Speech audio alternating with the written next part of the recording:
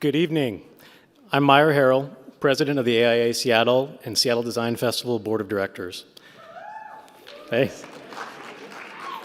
On behalf of the 2021 Honor Awards Committee and our organizations, with gratitude, I welcome you all to the 71st Annual Honor Awards for Washington Architecture.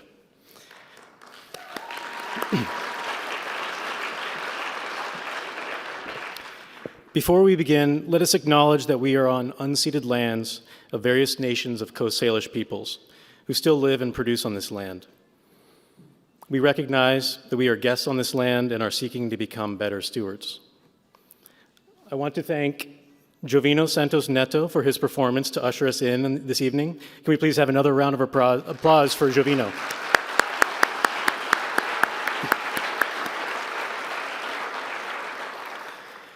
We have endured a pandemic for 20 months.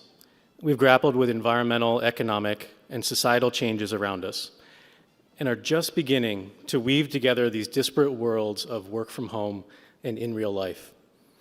Many of us have persevered through tragedy, anxiety, and burnout.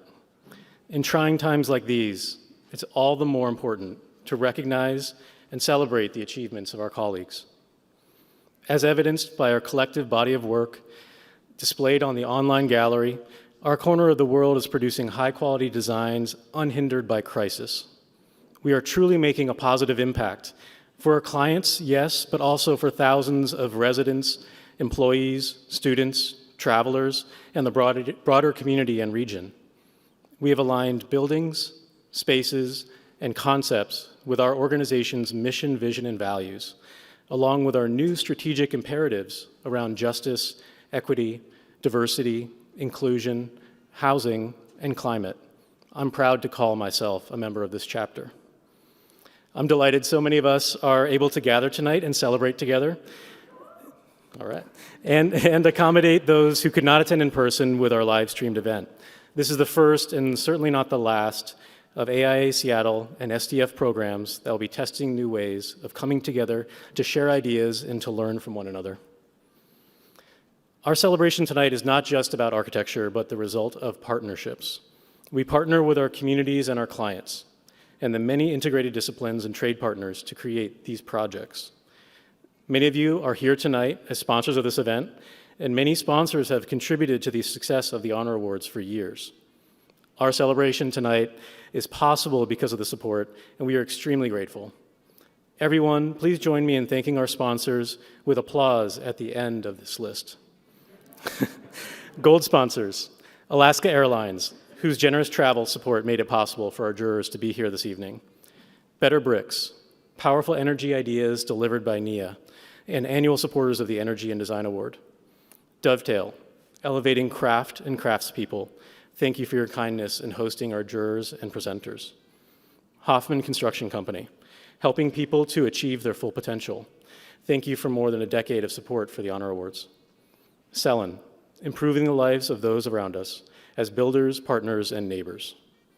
USI, committed to giving back to our local communities and supporting a culture of environmental sustainability across their more than 150 offices.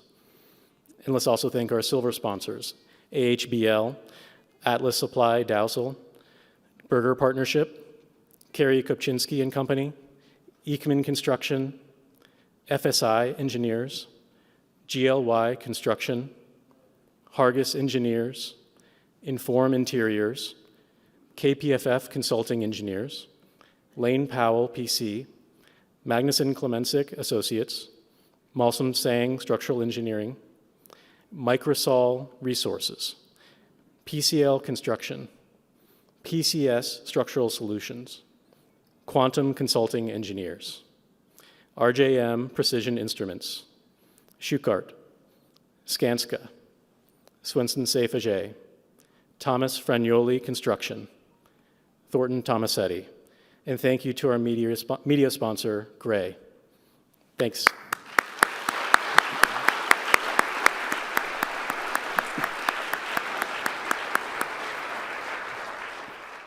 I would also like to recognize and extend a big thank you to Melissa K. Nair, our new Executive Director of AIA Seattle and Seattle Design Festival.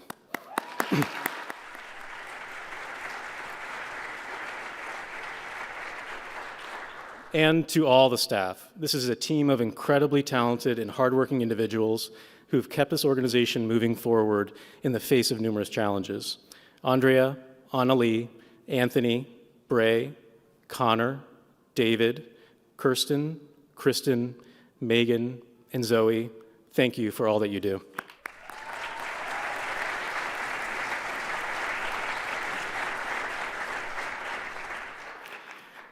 Earlier tonight, we recognized local and national individual awardees in a new format to celebrate both projects and people. Congratulations to all the individual awardees who will applaud later in tonight's program. You'll hear more about project award categories throughout the evening, but I also like to highlight a few details that demonstrate the unique quality of our honor awards. For the 6th year in a row, we have the Energy and Design Award, which recognizes projects for design excellence and meeting the ambitious 2030 challenge. But energy is only part of the story. In partnership with the UW Architecture Center for Integrated Design, we have again incorporated the AIA Common App for Design Excellence, which requires all submissions to demonstrate measurable impact in 10 categories of sustainable design. I hear that John Jennings, a key founder in the Energy and Design Award, is here tonight. John, if you're here, please stand up and take a bow. I can't really see.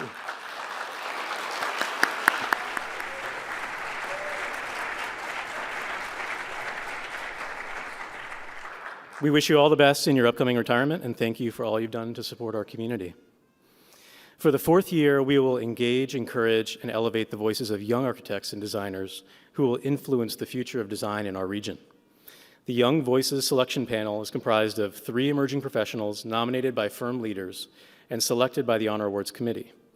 They have reviewed, deliberated, and selected one built project for recognition. Now, it is my pleasure to introduce the co-chairs of the Honor Awards Committee and your hosts for tonight's event. They have worked incredibly hard to make this evening a success. Please join me with a warm welcome from Ming Lee Yuan and Catherine de Almeida.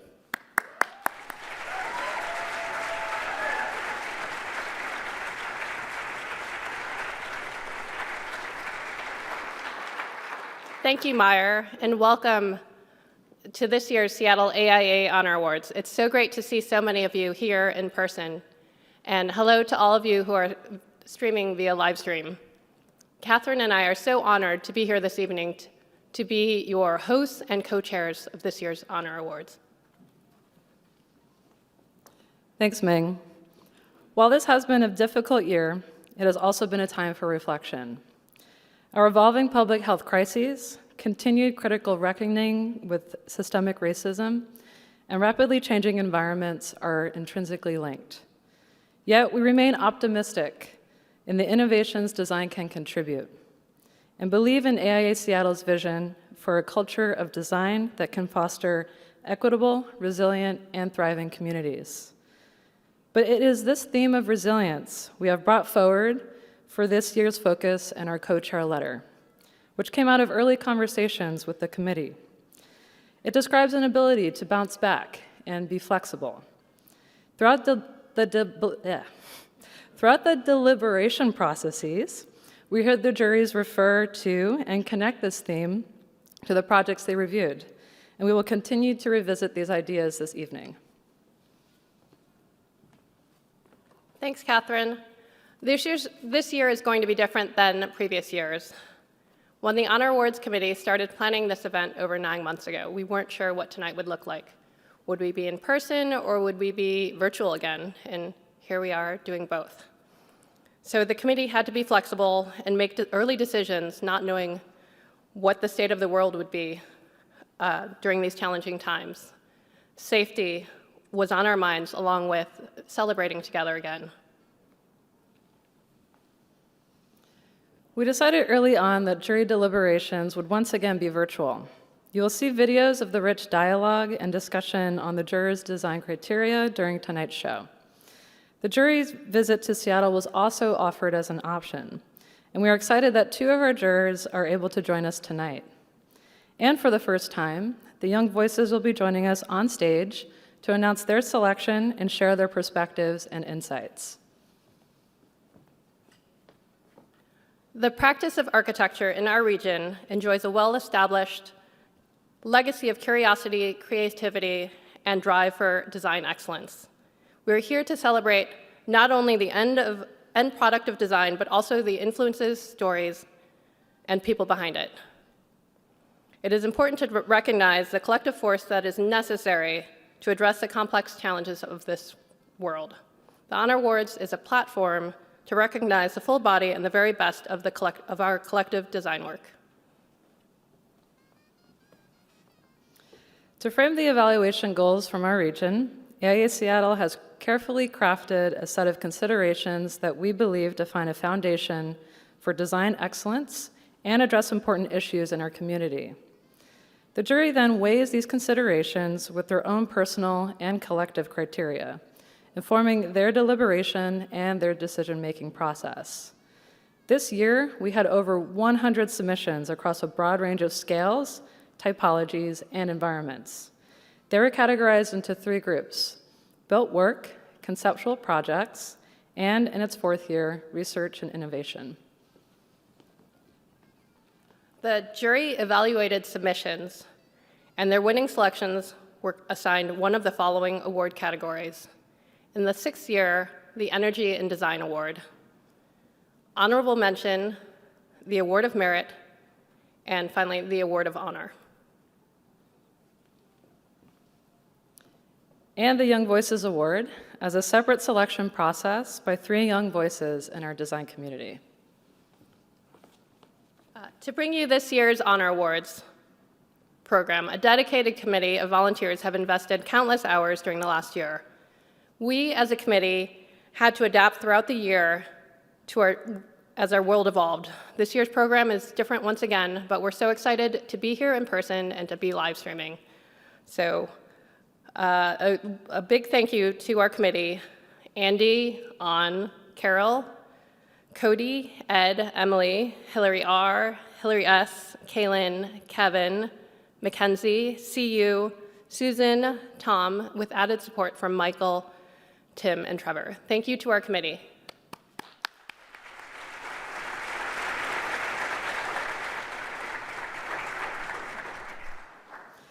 We'd also like to recognize the efforts of the staff at our AIA chapter. We are truly fortunate to have such a talented and dedicated team. And a very special thank you to Zoe Guggenheimer. As the AIA Seattle Program Manager, she has helped guide the Honor Awards Committee to stay on track and organized throughout this process. Zoe would have been lost without you during this process. We'd also like to thank our amazingly talented and insightful jury, Sharon Johnson, Catherine Darnstadt, and Helena Zimbrano, for generously donating their valuable time. Their contributions reflect the passion that our community has for design excellence. We are grateful to have had their diverse backgrounds, experiences, and perspectives reflected on the jury. Tonight, we are looking forward to hearing their insights.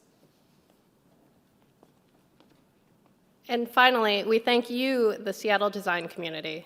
We are all here to celebrate you.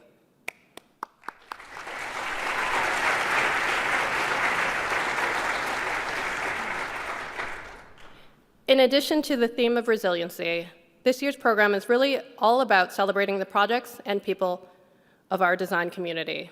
For the first time, we are thrilled to be recognizing the exceptional achievements of our local, state, and national individual honorees at our Honor Awards. Please help us welcome the fellow and honors committee chairs, co-chairs, Ray Calabro and Brody Bain to kick off tonight's program.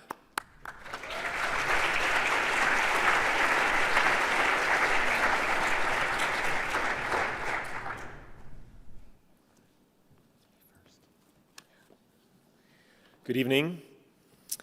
Earlier tonight, we honored individual achievement within the AIA Seattle community, and Brody and I are just delighted to share those awardees with you now.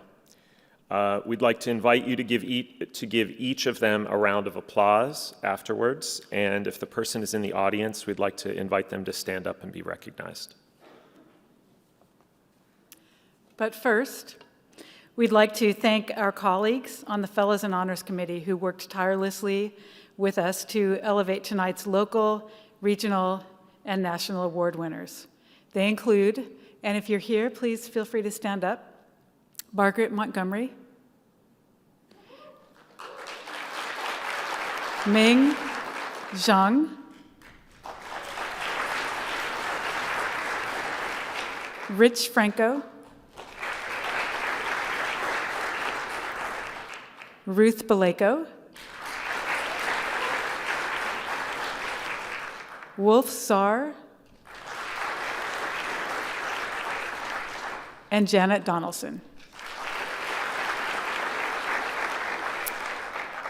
Now on to the awards. The first award is Community Service, Kim Simonin, AIA-SE. The second, okay, feel free to clap, yes, sorry. The Allied Organization awardee is Sawhorse Revolution.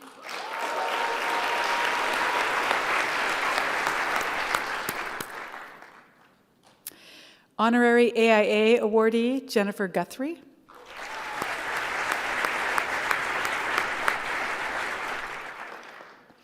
Honorary AIA awardee, Christine Kenny.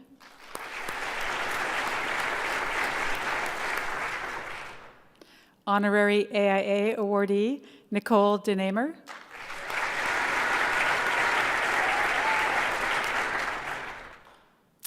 Honorary AIA awardee, Tori Laughlin-Taylor.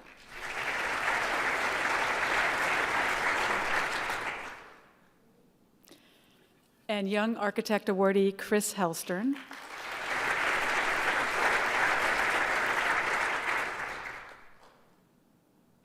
Young Architect awardee, Margaret Knight.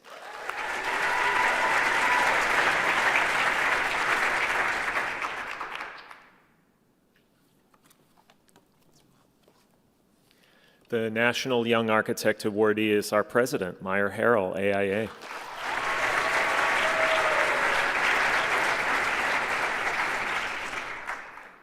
Our National Honorary AIA awardee is Vincent Martinez.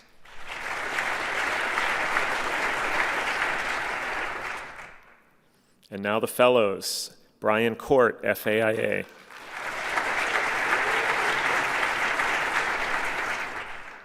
Grace Kim, FAIA.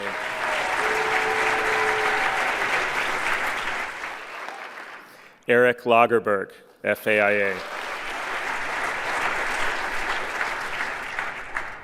Erica Loind, FAIA.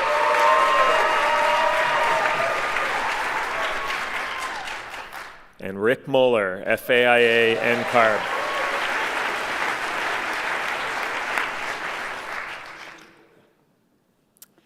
Finally, the AIA Seattle Gold Medal is the highest honor that the AIA Seattle can bestow on one of its members. It recognizes distinguished lifetime achievement in architecture, including design and professional practice and service to the profession, the community, education, and the arts. This year, the chapter is privileged to bestow this honor on Ann Schopf.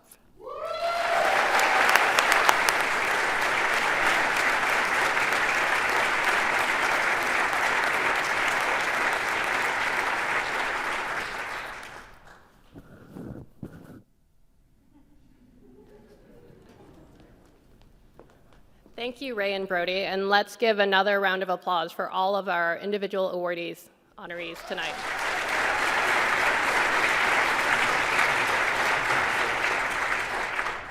And now on to the reveal of this year's awarded projects, starting with the introduction of our jury. It's been a privilege and honor to spend the weekend with some of our jurors and to hear their virtual deliberations.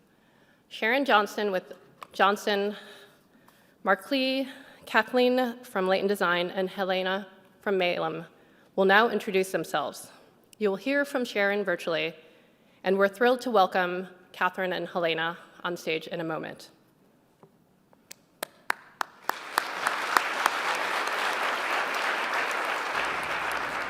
Hello, everyone. My name is Sharon Johnson. I'm a founding partner of Johnston Markley, and we have offices in Los Angeles and Cambridge, Massachusetts, where I also serve as a professor in practice at the Harvard Graduate School of Design. At Johnston Markley, we work across scales and types, from the house to workplace to cultural and academic institutions. We find a lot of value in working between the domestic and the institutional, as we consider how individuals and the collective discover and experience space. From the qualities of intimacy and specificity of the house to the generosity and diversity we all look for in public buildings. Our work is indebted to history and the architects who believe progress is situated within a layer of transforming cultural lineage. We approach our work with an economy of means and believe that enduring and sustainable buildings start with the most primitive solutions, and that longevity and adaptability in building is essential.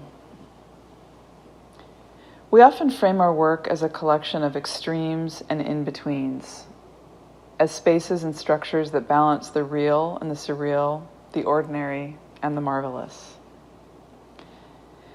We have an appreciation for the everyday and believe that wonder can be found in the most ordinary of spaces.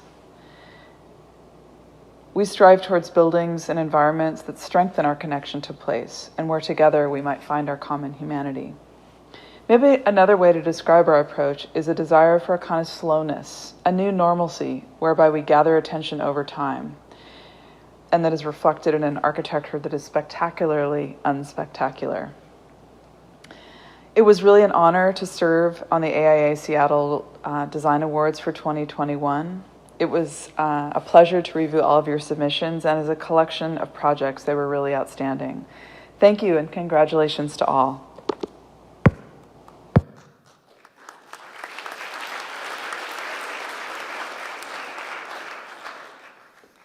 Next, we have Catherine Darnstadt from Latent Design. Please give her a warm welcome.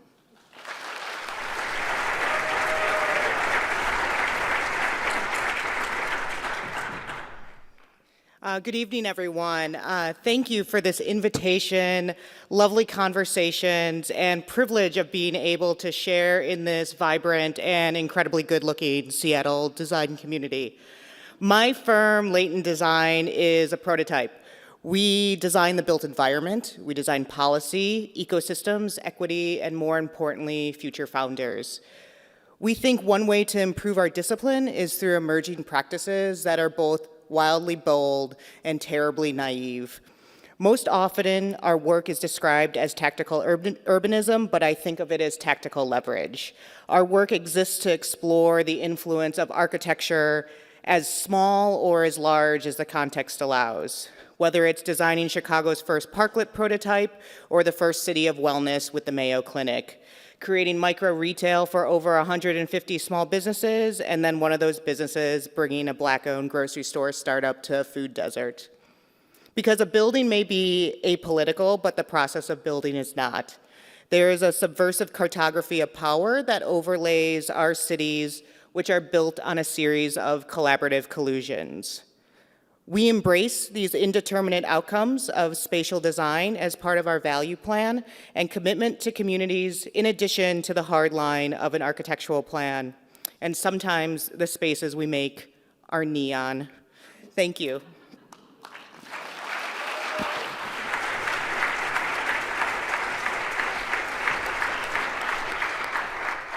Thank you, Catherine. Now, Helena Zimbrano with Malem will introduce herself. Let's give her a warm welcome. Thank you.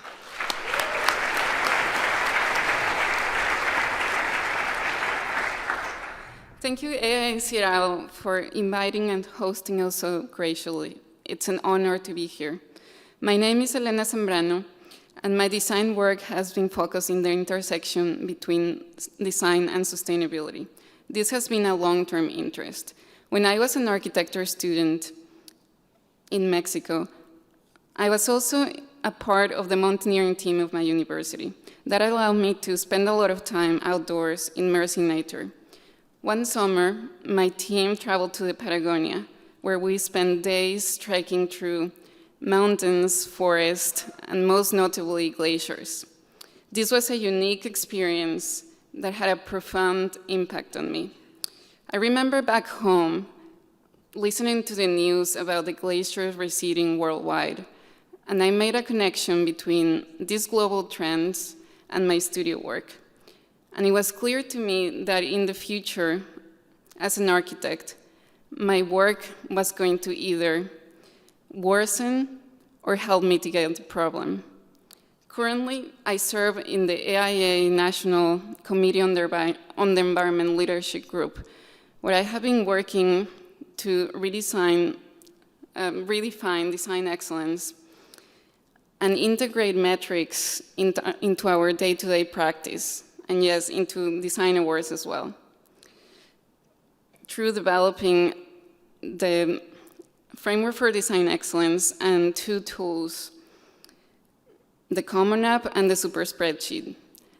Recently, I moved to Portland. I'm an architect at Malum Architects, where I get to explore how we can leverage design to promote the health and well-being of occupants, communities, and our beautiful planet.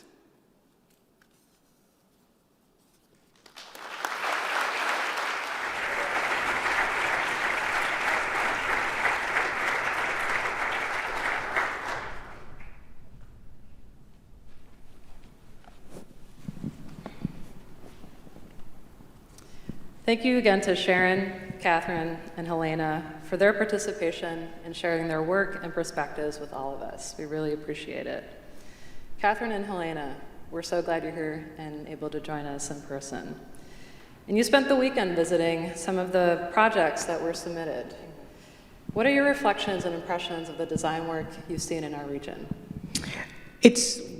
I would think to start with, I come from a city that also tried to burn itself down and then infill itself with both mud and building debris, and I thought we would have more in common, but it's so nice to see something wildly different and to understand, how those histories become building and regional vernaculars in very different ways. We're steel and brick, and you're a timber, and it was beautiful to see that and how that gets expressed in these projects at both the fine detail, the heft of a structure, and then the kind of just consciousness of what sustainability looks like at both the building level and then at the kind of community and regional level.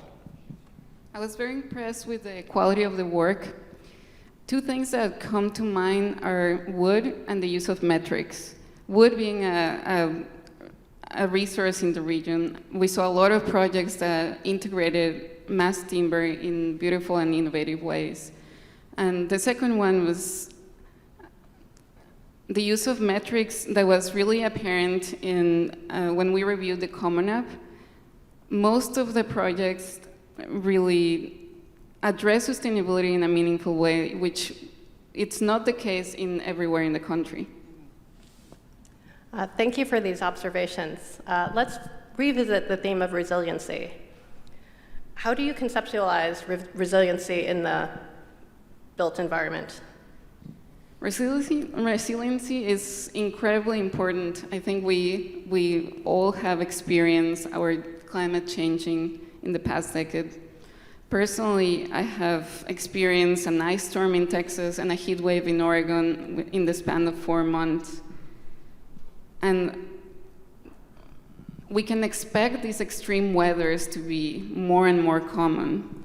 But luckily, the same strategies that make the building more resilient make the spaces more enjoyable as well. And to build on that, I look at this through the lens of social resiliency, and over this past 2 years, we've seen where that social resiliency fails. where there's uneven distribution of resources, and then where we're also seeing where the individual resiliency and spirit can also thrive in those situations. And so what we saw very much so in the projects were narratives and conversations with communities of how those projects changed over the course of these 2 years, and how that also seemed like it changed design teams and design trajectories on projects. This is really great. Thank you very much for sharing your perspectives. These are wonderful ideas, in terms of social resiliency, environmental resiliency. There's a lot of different lenses that you can look at this. And it really helps broaden our understanding of the important contributions of design within our changing climates. So in this context, what role do awards play? Yeah, I think awards, it's easy to think of, this is meaningless, but it's actually incredibly meaningful to still continue to set and change what the barometer of design excellence is and what it's looking like, the criteria, and doing that in a way that is the voice of the design community making a statement about what your value system is. So I think where design awards and the ones that we looked at were these incredibly comprehensive and even-handed projects that surprised us, delighted us, and also challenged us in, both their detailing and in their description. I think we cannot look at buildings in isolation. Architecture has always been a reflection of the history. For example, if we look at the works of Le Corbusier and the works of Borromini, both great architects, but their work looked completely different. I think it's because it's a reflection of the priorities of their time. So I think design awards can help establish what design excellence means in our time. I think in our time, climate change and climate justice are the defining challenges for us. So architecture needs to address these issues. And design awards are an opportunity for the profession to set us in the right direction. So building on that, what distinguished and elevated projects for awards? Impact. Societal and environmental impact. Buildings need to be inspirational, but visual aesthetics are not longer enough to be called excellent. So we wanted to award projects that are beautiful, but also promote the greater good. And I think one thing that also elevated projects to design excellence is we looked at these projects in terms of like an execution of what your aesthetic is here in the Pacific Northwest and in Seattle. I found myself, the first time I looked at all your awards, I was so impressed that you had horizon lines and topography and wood that I found myself liking everything, right? Because in Chicago, we're flat. And so I think what that conversation between us as a jury and then looking through the awards really started to elevate is like, okay, who is taking this conversation, design conversation and aesthetic forward? Who is looking at their version of like the Seattle spirit and resiliency in communities in their own way? And who's advancing this conversation in multiple ways? So everything was of incredibly high quality, and there were just these additional nuances that set projects apart for us. Thank you, Catherine and Helena, for joining us on stage and sharing your thoughts and providing a lively discussion. Yeah, thank you for having us. Thank you.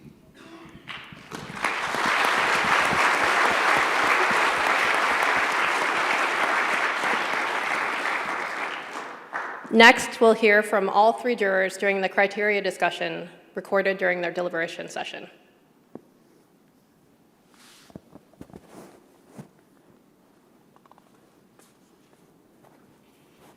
Maybe I'll start off with a few things. Yeah,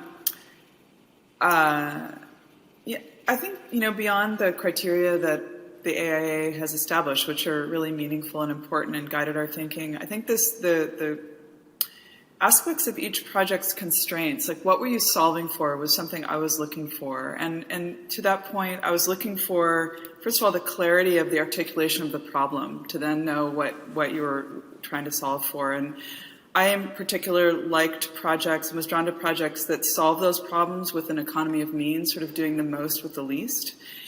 And, we saw a lot of really strong projects with a sustainability mission, both those that were quantified and those that could be perceived, I think. And for me, I looked for projects that were able to translate maybe the sort of data aspect of sustainability into kind of atmospheric qualities with daylight, a particular well-calibrated choice of materials and building systems.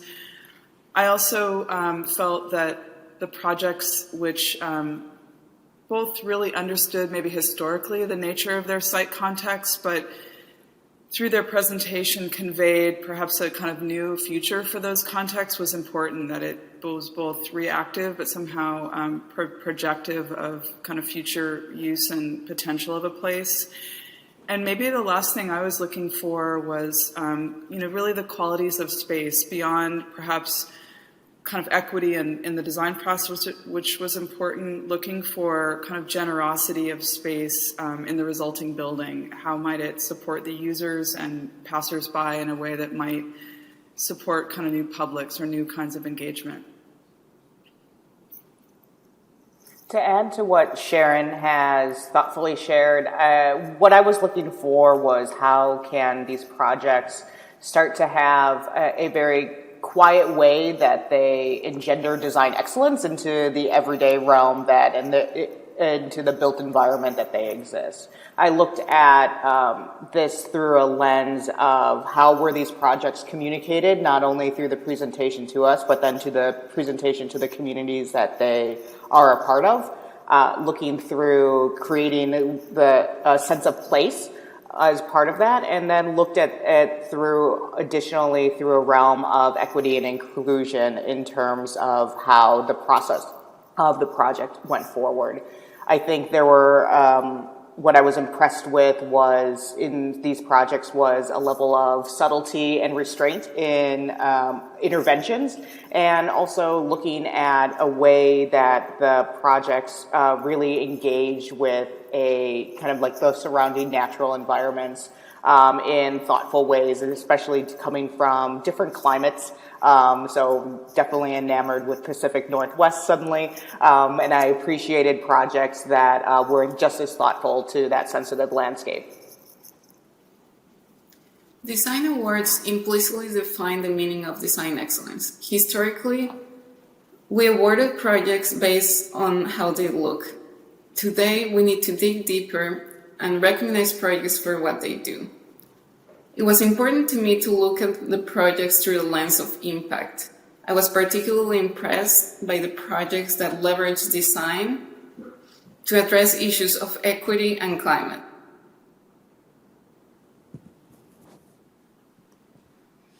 Thank you again to our jury.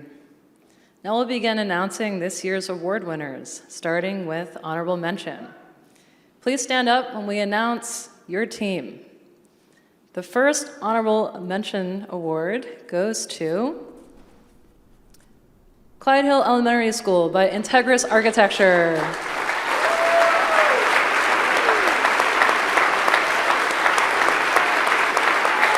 Hill Elementary School is a communal floor plan which allows interior spaces to be filled with daylight while skillfully connecting the interior with the outdoor views of the trees. The nooks, climbing wall, and kid-sized learning spaces allow students to move through the building, connect with each other, and learn from each other. The post-occupancy evaluation and on-site measurements are a great way for kids to engage with the building and learn about the systems and the strategies that resulted in a very low energy use intensity.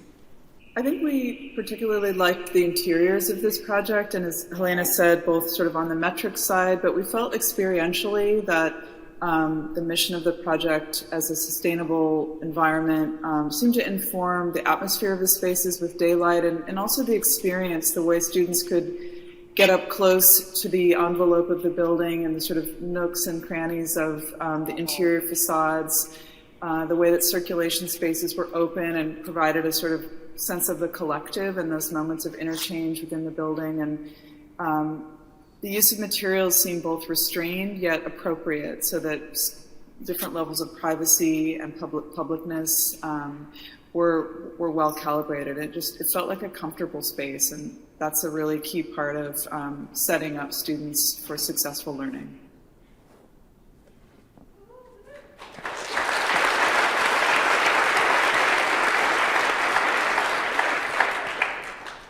And the next honorable mention goes to Constitution Shed by Atelier Jones. Congratulations.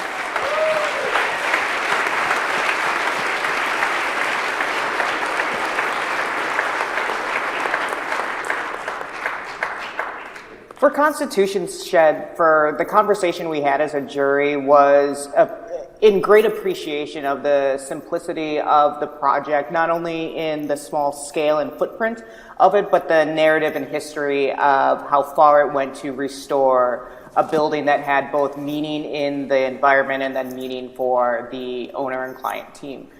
We were appreciative of the way that the detailing of the structure was faithful to the original, looking through the, just the hard work it took to restore every single plank and then to create an interior environment that is Spartan but warm at the same time. We appreciated the kind of faithfulness to the, kind of the volumetric study that the kind of cube with a cylinder has, and then it took up no more space than needed within the environment, and it could have succumbed to that desire to sometimes increase a footprint, and this one was incredibly restrained in the process that it went through.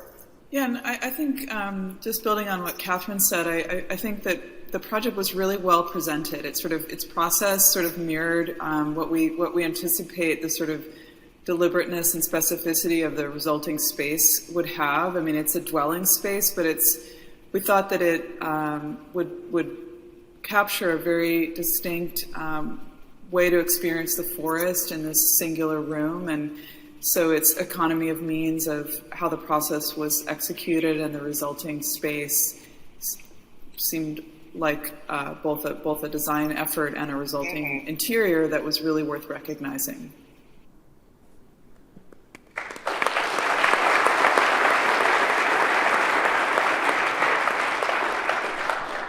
Congratulations again. Our next honorable mention award goes to Dwamis Crossings by Whitman Estes. Congratulations.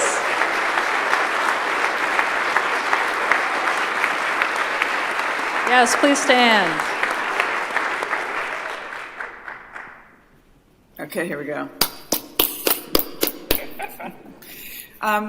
We recognize the Dwamis Crossings project as a really interesting and expansive study of a particular region, and we appreciated the sort of historical look at the context and the evolution of the urban infrastructure around this site, and the idea not that, I mean, it's a kind of a modest project in many ways, but it seems to put forward a really interesting idea of how, the contemporary evolution of urban environments can coexist with really sensitive and site-specific, pedestrian-oriented experiences that allow people to get closer to these important watersheds in our cities. And while we wanted to learn more about maybe the specificity of the building systems that are just suggested as gestures in the presentation so far, we felt both the look historically at the evolution of the place and the sort of poetic ideas about the future and new pedestrian-oriented infrastructures how they might inform this site and bring a new life to it, were sensitive and promised, a long-term study that hopefully might be able to engage others and continue on as a project that might have the potential to be implemented into the future. What made this conceptual project especially compelling was a graphic study of the site's history through the layers of a beautifully detailed section drawing. It's a nice balance between being a conceptual project and the due diligence that the team did with the community engagement and the research of the site. What we particularly liked about this drawing was that the designers were really thinking about many layers of history, both within the earth and within above grade, and it was both speculative and technical, and we think that's a really great model for these kinds of research projects that are grounded in a technical understanding of a place, but have the imagination to speculate about futures that maybe aren't possible today, but might inspire the imagination of leaders to be executed into the future.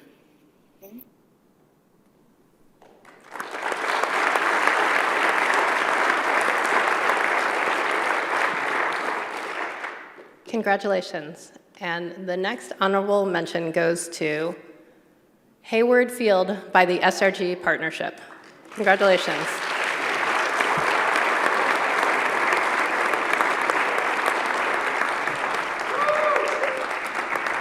For the Hayward Field project, we were impressed with the project, how it situated itself in a very dense site, made a move of its overall massing to gesture to the change of scale within that site, and then really took a strong architectural move in terms of the canopy and wall, and then allowed that to be the driver of the overall mass and form of the building itself. It then expressed that further through the use of the translucent materials, lifting that, elevating that up from the ground to have a clear definition between the base and the structure, and then on the interiors carried through the brand of the team, which we know is so important for a sports and athletic facility.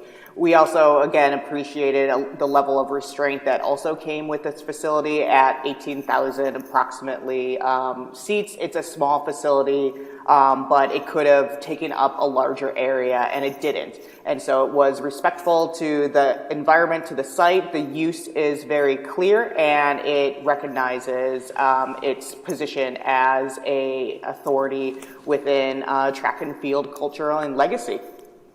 I have a few things to add to that, which is from the exterior, I think what's quite successful as a university track and field facility, that even if you're not a spectator in the stadium, that the transparency and the way that it becomes sort of a beacon that would be obviously illuminated during events, and that you have the chance to see spectators moving around. I think it has a kind of generous civic presence in that it almost becomes a stage for those who aren't in the stadium.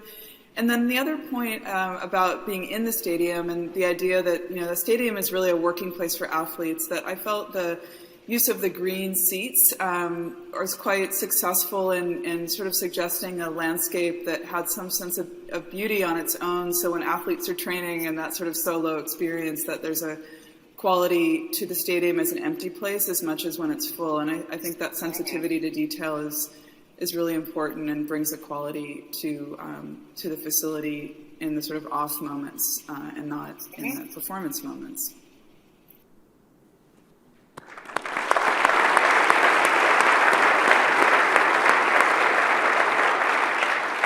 Congratulations again. Our next honorable mention award goes to Othello Gardens by Whitman Estes. Congratulations.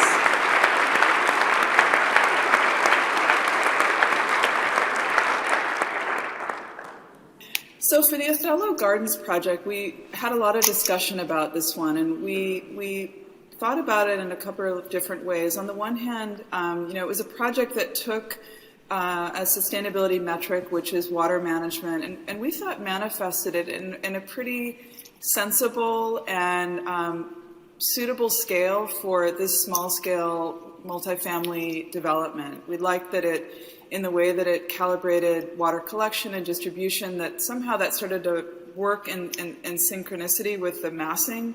And that in that sense, sort of the garden scales from the rooftops to the mid-level to the ground were integrated into the scaling and planning of the project. And we felt like even in the most sort of often considered the most prosaic aspects of a multifamily housing project, like driveways and service areas, that even those spots in the building were thoughtfully managed and thinking about how green plantings might inform and elevate those spaces. And maybe the last thing to say is that we also appreciated that the project seemed to speculate on the potential of these ideas at a larger planning scale, and we enjoyed all of the projects that had almost that sort of paradigmatic understanding of the problem they were solving for, and speculated on how that might amplify itself, at a kind of larger collective scale, as seen in this sketch.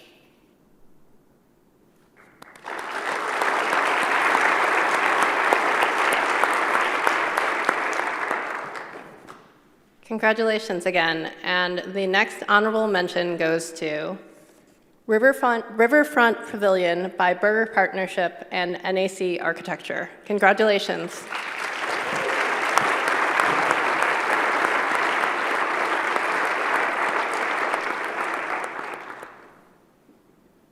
For the Riverfront Pavilion, what we were impressed with as a jury is this was truly a project where it had to remove layers of previous design interventions to reveal a structure in its pure and simplistic form. We also saw within this that through that revealing, it created a amplified community and ground plane for the surrounding area and structure to allow for additional civic gathering and opening up the space to these views, to the city, to the river, and, as shown, become an epicenter for the surrounding community. We also appreciated the subtle interventions of the walkways into the structure itself to allow the volume of the pavilion to be experienced in a new way itself. The artistic interventions to highlight the structure become playful moments and can also, serve both as focal point or as backdrop for other events that are happening. The River Pavilion is a retrofit of an existing structure that serves as a community amenity. During both the day, when the shade canopy provides an interesting shade pattern, and during the night, when the structure is awash with light. The project shows how much can be achieved through creative design and existing structures.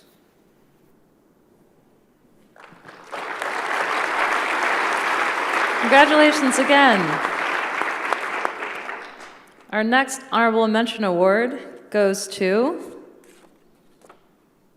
the Seattle Street Sink by the Clean Hands Collective. Congratulations.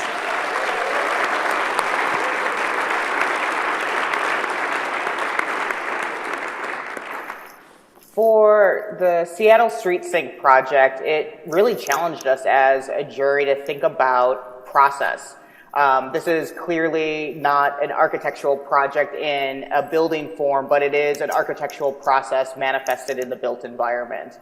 We saw how the team behind this project engaged a community and saw where a gap was needed, and a critical public health gap as that. It wasn't even one that was exacerbated by COVID, but was overlooked prior to that. And how do we bring public health infrastructure deeper into our neighborhoods, into the public realm, and then celebrate that as a moment of understanding, civicness, and also the ability to use the provocation to create a more permanent process. We were impressed that these two interventions within the street sink, the gardening component and the sink itself, have started to move forward into what looks like a larger conversation to create more permanent public health infrastructure across Seattle.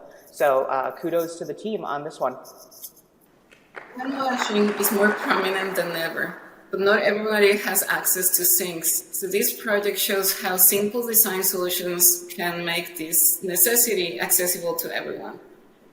It's a repeatable solution made of inexpensive and off-the-shelf parts that also celebrates the water cycle by directing the wastewater into a patch planter. on the comment, on the subject of presentation, I think there was really a deliberateness about how this project was presented that was really compelling to us, that these off-the-shelf parts that Catherine and Helena spoke about are very inexpensive, but just the precision of these low-cost parts and the thoughtfulness of how they could come together, along with the choice of the soap and the integration with the planter, really made us take notice. And I think in terms of projects needing to advocate for themselves, how they're presented is essential to captivating the imagination of us as jurors and of communities and constituents that might make these projects happen. And we wanted to celebrate that aspect of this project because it was really meaningful to us in capturing our eye and prompting more discussion.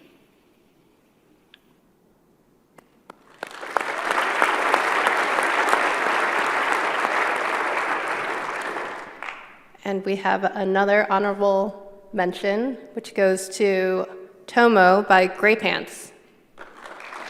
Congratulations.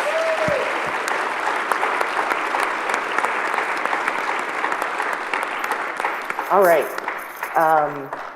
For Tomo, what we appreciated from this project was the exceptional level of detail and care and thoughtfulness and craft that was carried through the project. It took one move of a play of vertical slats and revealing and careful use of light and carried it through the entire project itself. There's an evenness in thought and execution of the craft that we appreciated, and hopefully when we come visit, someone will take us out to eat there.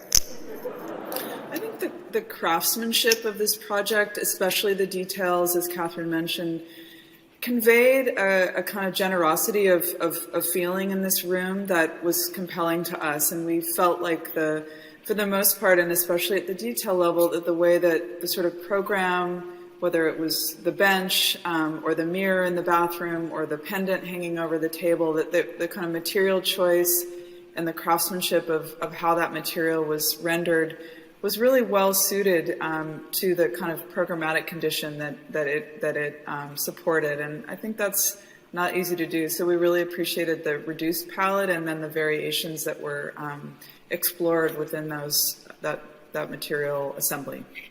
It could have ended up being more dramatic. It could have ended up falling to a trap of trying to execute light and dark in a more harsh way, and it didn't. And that's another element of this project that we did appreciate.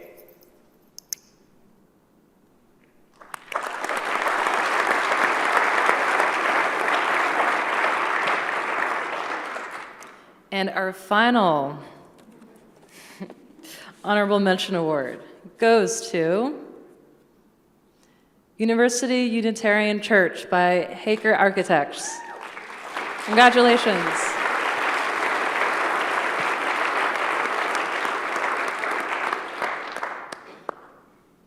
So for the University Unitarian Church, we had a lot of discussion about this project. And I think in a way what struck me personally was, on the one hand, it's humility. I think it's it starts with an existing building. We had to spend some time deciphering exactly where the old and new were, but we felt like it had a sense of humility and dignity. We felt that the reduced material palette was able to still maybe amplify some of the best qualities of the interior of the chapel, which are really quite lovely and looks like they were largely retained and just quietly upgraded. And that sort of simplicity of material palette and integration of daylight was carried through in the new spaces in proportion and in detailing and material choice in a successful way. And we also just wanted to commend this program, that it seems to include, of course, the church, but expanded community spaces. And certainly those are important kinds of programs to celebrate. And we felt this would be a space that a lot of different kinds of people would feel comfortable in, yet still have the sort of elevated civic quality of a religious institution. We thought this project integrated the old and the new really well, complementing each other. And we saw the light field spaces as a celebration for daylight, and we thought the spaces would be really, really great to inhabit.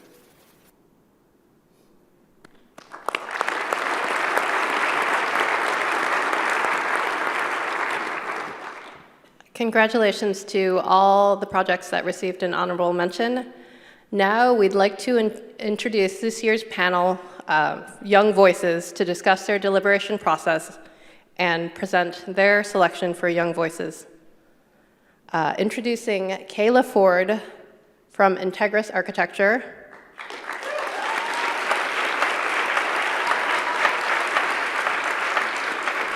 Alex Yanchenko from the Miller Hole Partnership.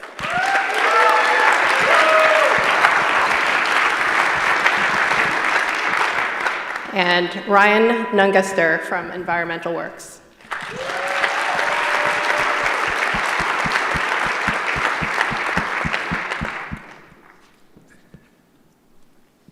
Welcome to the three of you. Ming and I were so impressed and excited by the thoughtful conversations that the three of you had about architecture, this year's theme of resiliency, and your role in this awards program.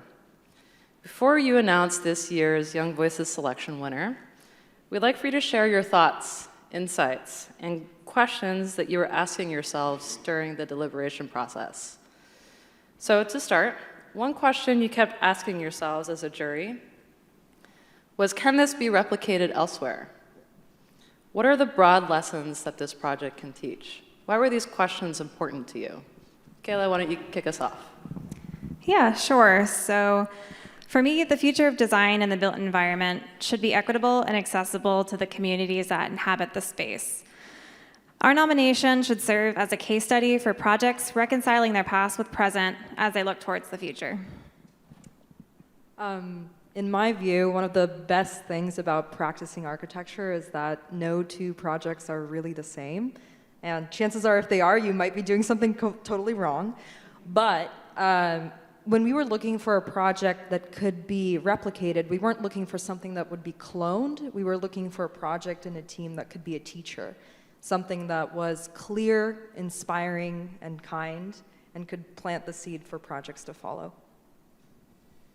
Similarly, I was thinking of impact and a template that could be replicated in a meaningful way that represents the communities in which our design serves.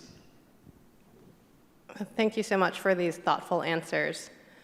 Circling back to this year's theme of resiliency, and a question that we asked both Catherine and Helena is, how do you conceptualize resiliency in the built environment? So historically, buildings are thought to be static objects that we inhabit. We must recenter this narrative around the concept of resiliency as buildings become active democratic participants in their communities. They must be flexible as they adapt to outside disruptors, becoming a patchwork quilt of each version of their story. One other way of thinking of it that we were discussing is this kind of, resiliency as being of a place. We think that buildings are so incredibly complex and they get entangled in so many complex systems and networks that constantly push and pull and tug at them, that really the most resilient buildings are the ones that are intentionally connected and they can withstand that stressor wherever it happens in the web. Yeah, to add to that, I thought of it as a way of maintaining value over time. Like, what can we do to adapt our spaces to fit the needs of our communities and our environment? Thank you again for sharing your unique and important perspectives as young voices. During your deliberation process, we heard each of you touching on different themes. Can you elaborate more on how this influenced your award selection? Yeah, so for me, projects that went beyond their specific communities internally and paid special attention to doing work on a broader scale were recognized. And those that did so with a creative optimism were really kind of set apart from those. So in my view, of course, buildings are so much more than the sum of their parts, but I really wanted to see the parts. So I was prone to reward the projects that had an impact story about both material health for humans and material health for the environment. In addition to that, projects that had a clear pathway to action to adapt and mitigate the effects of climate change got great cookie points in my book. Yeah, and for me, it was about access. Like, was the design process inclusive? Like, was there a multitude of opinions and voices involved? And are the spaces accessible to multiple communities? So. Well, thank you for sharing your criteria for selecting this year's Young Voices selection. Are you ready to announce this year's winner?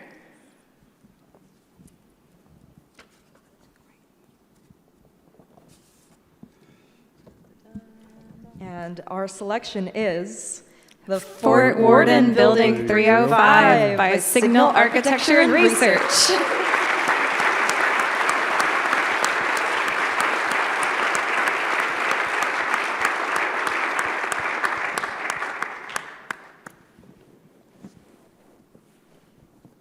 Congratulations. Yay. Thank you again to our Young Voices, Ryan, Alex, and Kayla. Thank you. Thank you.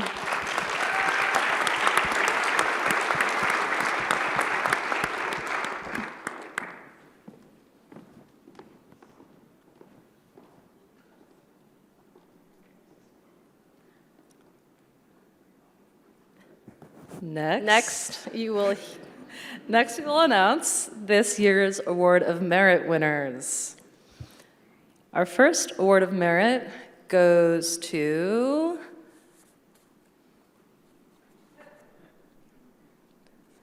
Anoha, the Jewish Museum of Berlin, by Olsen Kundig. Congratulations.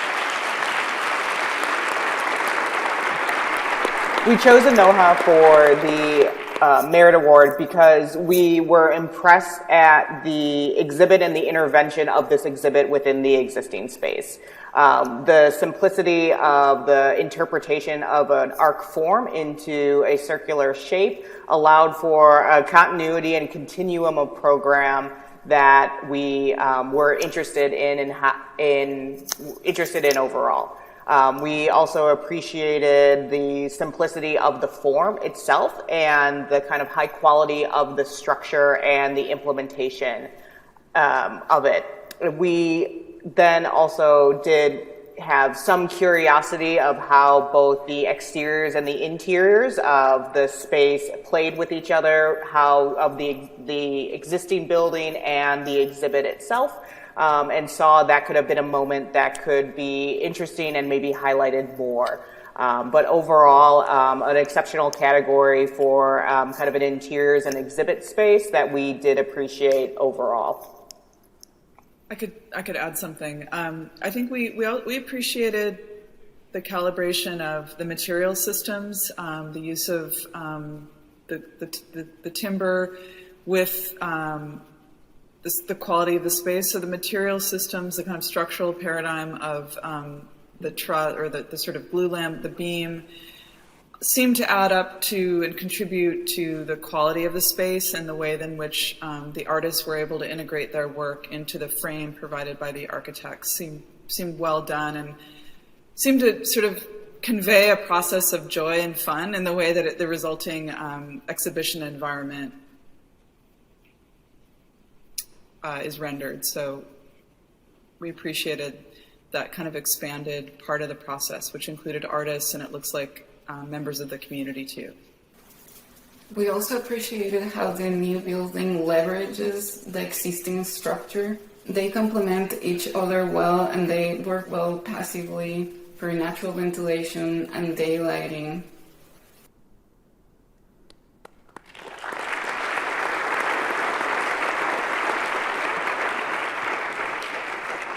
Congratulations. And a reminder, if your team is here, stand up and you'll get a special delivery if you're, yeah. And the next Award of Merit goes to the Hans Rosling Center for Population Health by the Miller Hole Partnership. Congratulations.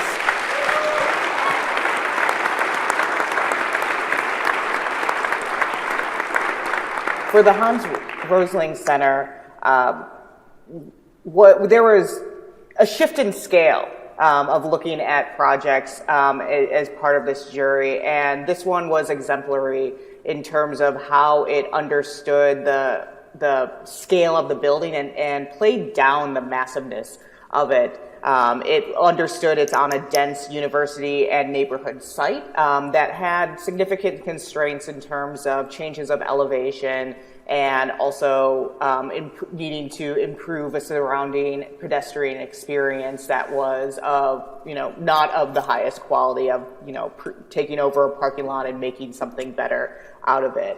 We saw the shifted ground plane as this opportunity to create multiple types of community spaces that allowed for both students and faculty to function in more creative ways.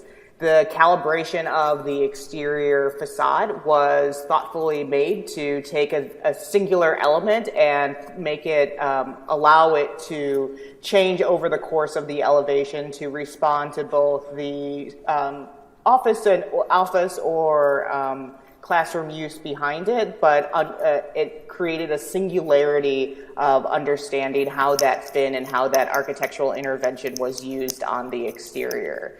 We felt the interiors were also elevated in terms of their material approach and also restraint in allowing the building structure to both reveal and conceal itself as necessary. What is notable about this project for me is how the building enhances the campus for students and pedestrians, taking an old parking lot and brownfield and converting it into a space that is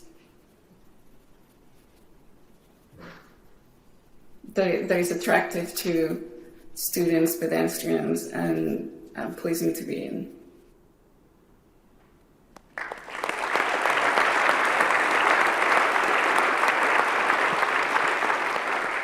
Congratulations again. Our next award of merit goes to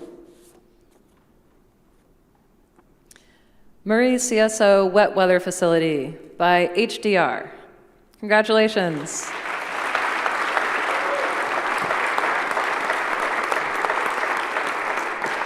Like many cities, Seattle's drainage system combines sewage and stormwater.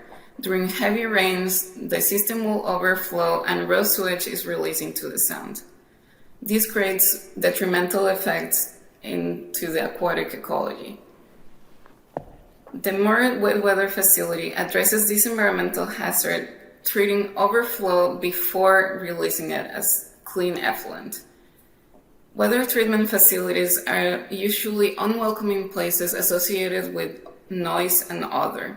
This project turns this necessary infrastructure into an amenity to the neighborhood, enhancing the community instead. As visitors move through the site, they are invited to learn about the water treatment process and rethink Seattle's relationship between its water and the city. I think that Helena spoke so well about this project and was a great advocate for it, and we really learned a lot through studying it. And I think in addition to the comments that she just shared, it seemed to be a project that could almost be a model for other cities. And I think that that's a really important part of the success of a project, as we discussed through the deliberations, that it highlights a kind of really essential problem that we address in many cities in terms of infrastructure, and looks for ways to turn that into an opportunity as a civic place. And I think that's an exceptional problem to solve for, and we wanted to recognize this project also to put it out there as a precedent for other communities that could study it and learn from it. Mm-hmm. And I know coming from Chicago, we do have the same situation of a combined storm and sewer system, and this is a piece of infrastructure, we would heavily celebrate and would like to have in our city. But I think one of the last elements that is really wonderful and about this project is that through the way that the site oriented itself is that you do see the sound and you see what you're protecting, and that is a poetic moment that ties it all together to know that this is a piece of infrastructure that is saving a critical element that makes the area so special.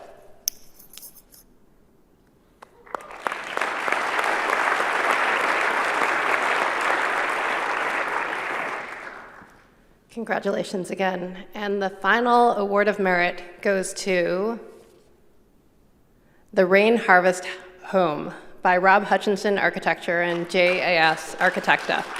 Congratulations.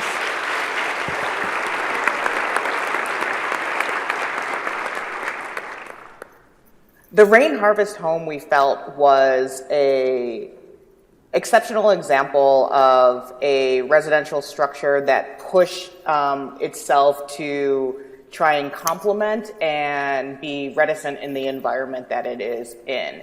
As this is placed within a nature reserve itself, the house itself took disparate, unique components of the program and pulled them out into separate elements on the site itself, and then created its own self-sustaining off-the-grid structure through water collection, electrical, solar panels, and then also thinking about the surrounding environment and watershed.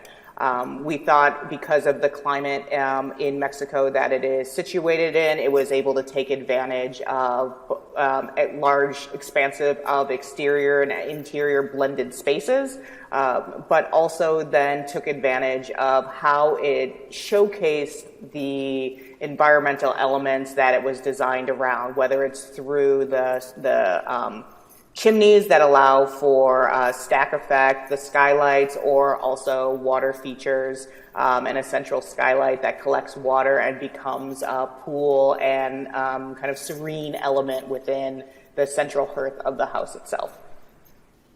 This is a net zero energy and net zero water home that really integrates its performance into the design and form of the house. I appreciate the sculptural water collection feature, which expresses its technical systems in an artful way.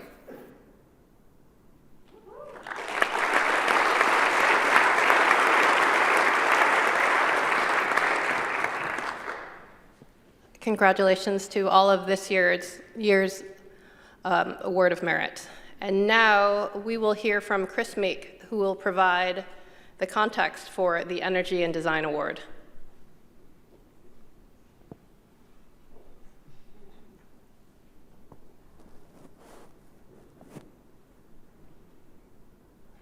Hello, everyone. My name is Chris Meek, and I'm a faculty member in the Department of Architecture at the University of Washington, where I direct the Integrated Design Lab. We are very excited to be in our 6th year working with AIA Seattle on the Energy and Design Award, which reflects the AIA's deep commitment to sustainability. I'd like to thank Better Bricks for sponsoring the award, and I'd also like to thank the team at IDL, especially Teresa Moroseos and UW Architecture graduate students Andrew Baltimore and Preston Pape, who did the technical heavy lifting for the submission data review and analysis. This year we have fully incorporated the AIA Committee on the Environment's Common App tool with the award submissions. The Common App includes a more holistic view of sustainability, including water, walkability, equity, materials, and of course, energy. With this, we have maintained the rigor of the Energy and Design Award while expanding the lens through which we view our projects. Submitters have 3 options for sharing where their project lands on the 2030 Challenge continuum: by providing energy savings attributed to the code the project was designed to meet, by sharing modeled energy performance, or by compiling actual energy data use from the building's utility bills. This year, we received a very impressive slate of innovative projects showing exemplary energy design in some very difficult building typologies. 15 of these projects qualified for meeting the 2030 commitment which requires an 80% reduction in carbon emissions for buildings designed in 2020. This is quite an accomplishment, but we have a long way to go. The devastating climate projections of the Intergovernmental Panel on Climate Change 6th Assessment Report released in August, coinciding with the extreme heat waves we experienced last summer in the Pacific Northwest, emphasizes the importance and urgency of rapid reductions in greenhouse gas emissions. This year, the jury had to dig a little deeper to untangle how projects ultimately met the 2030 challenge. Their charge was to assess how operational carbon emissions reductions, renewables, and heating fuel choices fit within the overall building design and performance equation.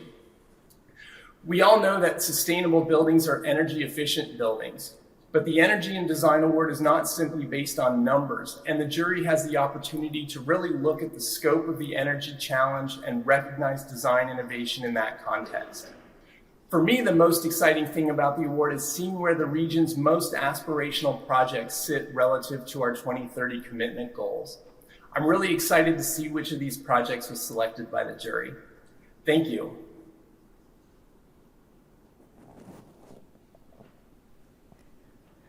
We are encouraging our collective commitment to building performance with the context of a changing climate, resource scarcity, and sustainable communities.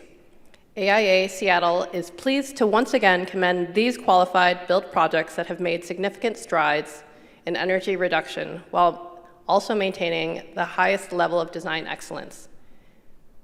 And this year's Energy and Design Award winner is the Mukilteo Multimodal Ferry Terminal by LMN Architects. The jury was impressed by the Mukilteo Multimodal Ferry Terminal. We're proud to name this project the Energy in Design Award recipient.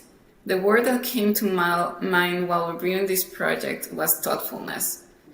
The team proposed a solution that skillfully and artfully incorporated today's civics need with Native American art and tradition and the ecology of the site. The project team improved the site before upgrading the ferry terminal. This was a polluted site from being an Air Force fuel depot.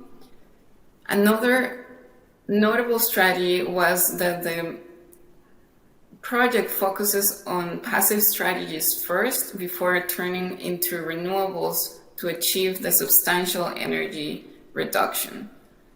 The passive strategies included automated clerestory windows that open and close with the changes in temperature, and the use of mass timber and on-site PV panels tell us that reducing carbon emissions from embodied carbon and operational carbon was an important consideration for the team and this project. We think this project is an excellent example of a civic project that simultaneously excels in equity and sustainability, with each strategy and strengthening the project as a whole. I think in addition to the elegant description that Helena just gave us of sort of the systems of the building that merit its recognition in this category, we thought we saw a lot of projects on the waterfront, and we just really liked how this project harnessed both, of course, the tangible things like the view, airflow, and use of the water as part of the heating and cooling system, but just celebrated being on the edge between land and water in a really elemental way. The sort of simplicity of the building, the overhangs, the views, and I think that economy of means was something we looked for in all the projects, and certainly saw it in this one. And on top of that, the interest in celebrating the cultural legacy of this place through the integration of artist projects, we admired that and think that's something to aspire to in all of these projects. And in similar fashion to the infrastructure project we saw earlier, this one is another model of how we could see a process that could possibly get bogged down from so many parties, especially on the governmental side, being part of the process, where this one truly created a collaborative team of client, community, and design team to help elevate design throughout the process, put community and culture at the center of it, and deliver an exceptional project that is sustainable, historic, and intentional for another 50 years.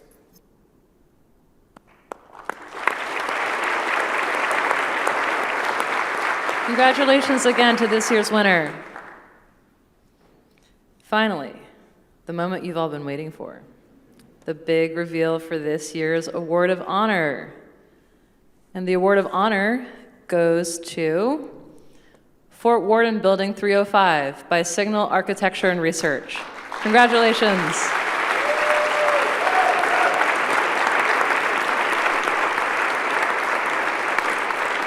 For the Fort Worden Building number 305, we had many discussions about the project, and I think what maybe in the end brought this project to this level of recognizing it for an honor award were maybe the dualities of the fact that on the one hand, as a historic landmark building, we really appreciated the precise technical approach to understanding the layers of history of the building and honoring those, and the result, and then on the other hand, the resulting building is an adaptable, open-ended, and sort of programmatically generous building. And so we loved that it had those dualities in it. And we thought that we really appreciated the materiality of the resulting building, that both integrated new structural systems of structural steel, but on the other hand, took kind of a careful, almost archaeological approach to restoring different layers of the wood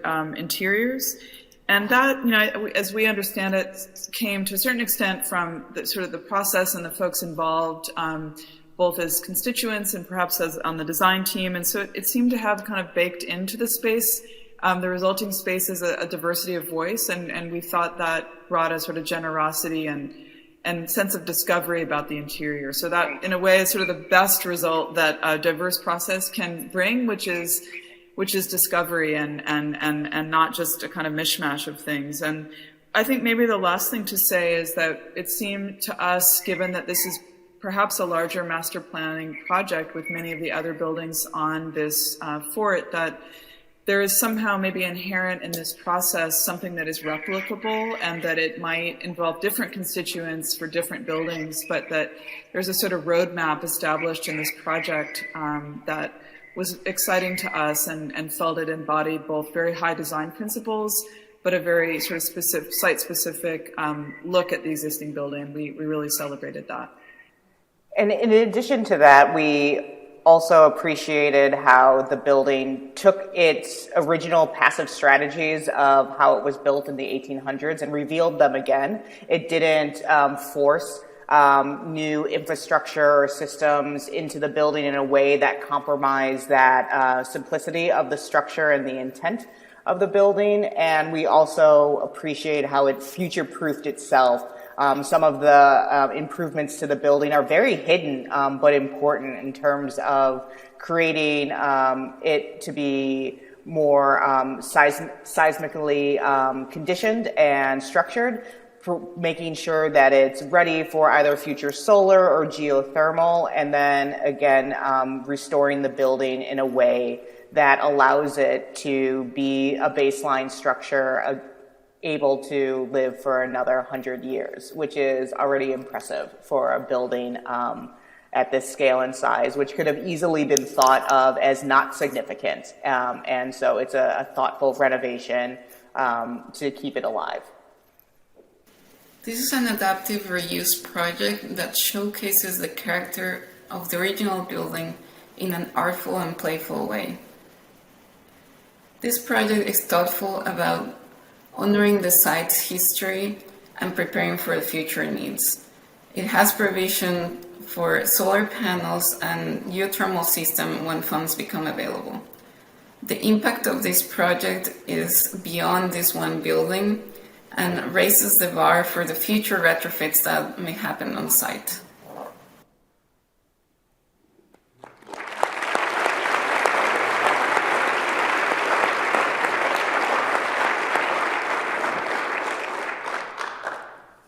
And now to the last project, Award of Honor this evening. The winner is Loom House by Miller Hull Partnership and Charlie Hellstrom Interior Design. Congratulations.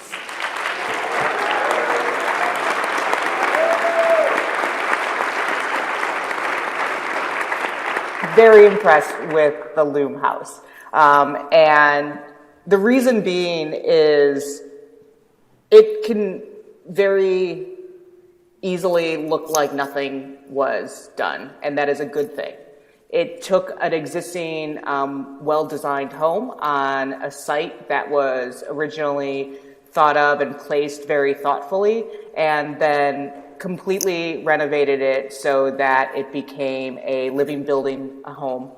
It looked at the infrastructure and the history of the construction of the building and enhanced it, and then made the surrounding site more inviting and really set the stage for this home to be energy efficient for another several generations.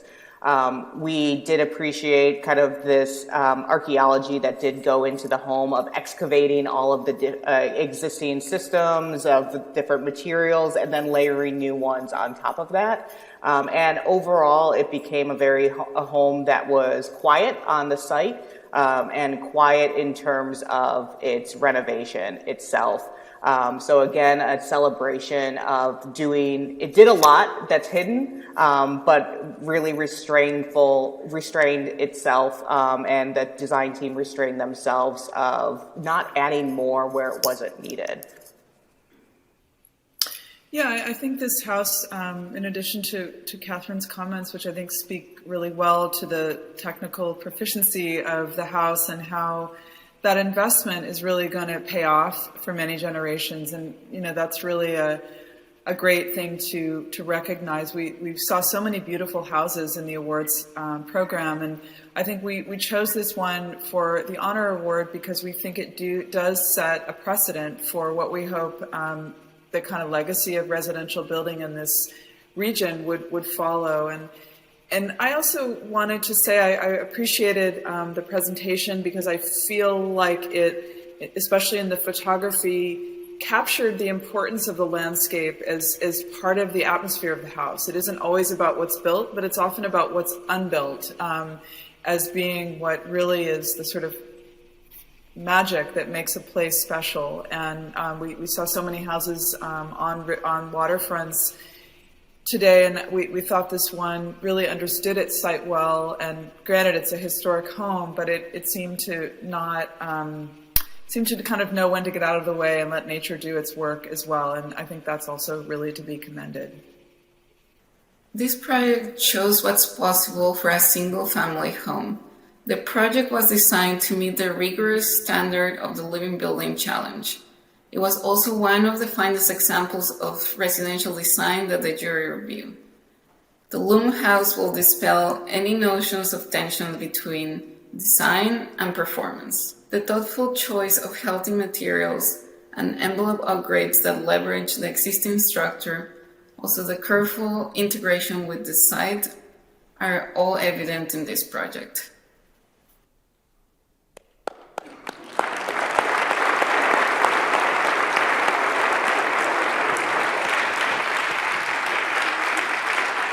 Congratulations again. Congratulations. What an incredible year of projects. Congratulations to all of this year's winners.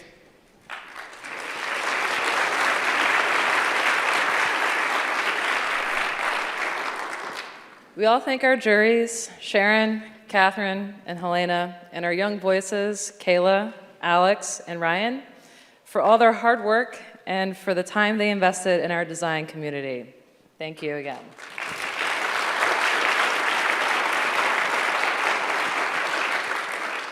And we thank the Honor Awards Committee, Zoe Guggenheimer, and the rest of the AIA Seattle's team and staff who have supported this program. And congratulations again to all of this year's winners. Woo! Thank you for joining us for another incredible celebration of design. And thank you all for being such a fundamental part of the AIA Seattle and larger design community. Have a wonderful evening. Good night. Good night.